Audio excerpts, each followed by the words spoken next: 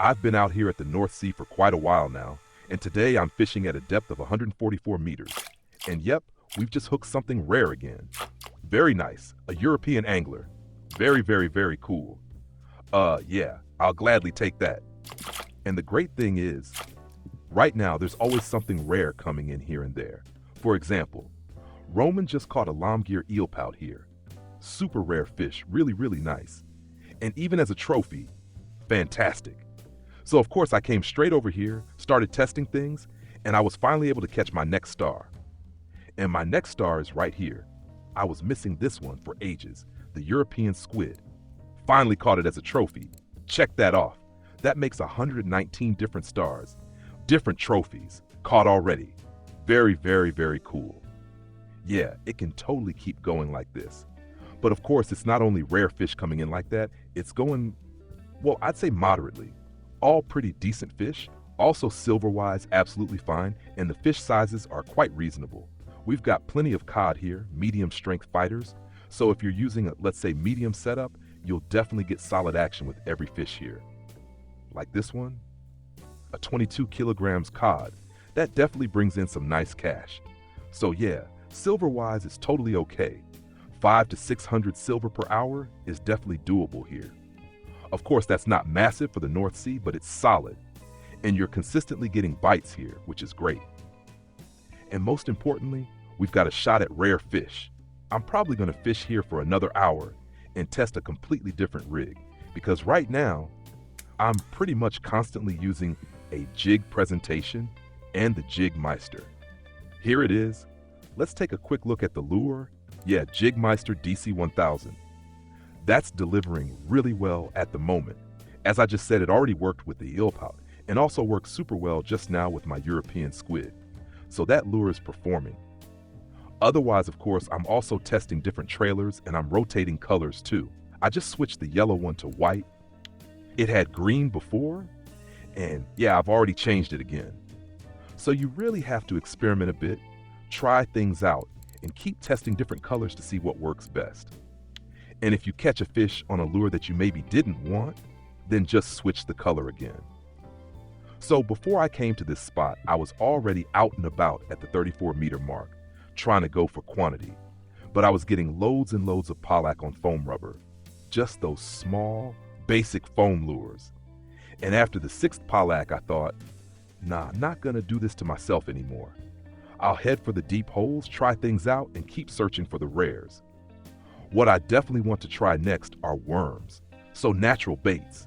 That's a totally different kind of test. I might even go in with a bottom rig, maybe a lead end rig. I'll have to take a closer look. But yeah, definitely going in here with worms as bait and see if we can maybe get something else rare too. And what might also bite on that, maybe even something like squid meat. That would definitely be an option. Alfonzino also loves squid meat, and it's often caught in the really deep holes. So maybe I'll get lucky again and catch one of those here in this trench. Speaking of trench, where are we exactly? Yeah, in this little channel, so to speak, between 180 and 200 meters, and especially right in that area where it's around 140 meters deep, or somewhere in between. Right now we're at 130 meters. So these are the areas down here.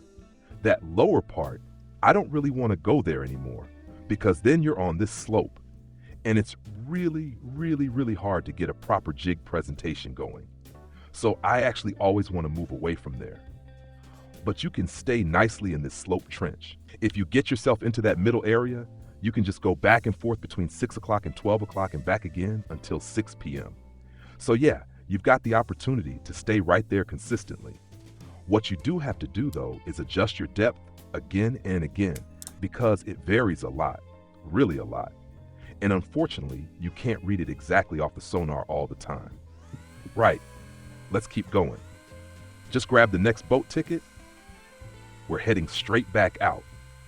Right now, there are loads of records being caught again, like bluefin tuna and so on. So yeah, things are going really well right now at the North Sea. And of course, you've got to test and try things. I'll just call the boat real quick, just to check how much it all brought in. How much silver did we make? That's always interesting to see if it's financially worth it. But for me, the main focus isn't really on the silver. It's much more about catching something new, catching something rare. And yeah, something like a European angler, you'll gladly take that with you. I'd love for more of those to come in, even bigger ones, or more rare fish in general. I'll gladly take those too. Ah, here's the boat. Let's hop on real quick. Hope this works. Yep, all good. The boat's not drifting off. And hey, we've got a wolfish too. That was the first wolfish so far. And while it's dropping down again, let's keep going. So, that's what it looks like right now. And if you look at the numbers, no matter which fish, it's already pretty solid. And if we sort this by price, it looks even better. Altogether, 1,350 silver, though that was about 2.5 hours here at this spot. The first half hour, as I said, was at another location. So rounded up, about 2.5 hours in total, and that looks quite good so far. I'm really satisfied with it. Silver-wise anyway, but even more importantly, I finally caught the European squid. That one's been on the list forever, just waiting to go in. Now it's finally done, checked off. Very, very, very cool. All right, the boat can go again, and I'll just keep letting it drop here, and then we'll see what else we can catch here. I'm exactly back in that same spot again, and time-wise, we're drifting toward 140, and I'll stick around in this area for now, and as I said, test more worms, more baits, more different rigs. There's definitely still a lot possible here. And like I said, especially with these rare fish coming in, you've just got to keep testing. There goes the next eel pout already. Very nice. 2 kilograms this one, yeah. That's the kind of thing that's fun. Back to the spot. Test, test, test as always. And if you enjoyed it, leave a like. Don't forget to subscribe to the channel. Really helps me a ton. And we'll see each other in the next video. Until then, tight line.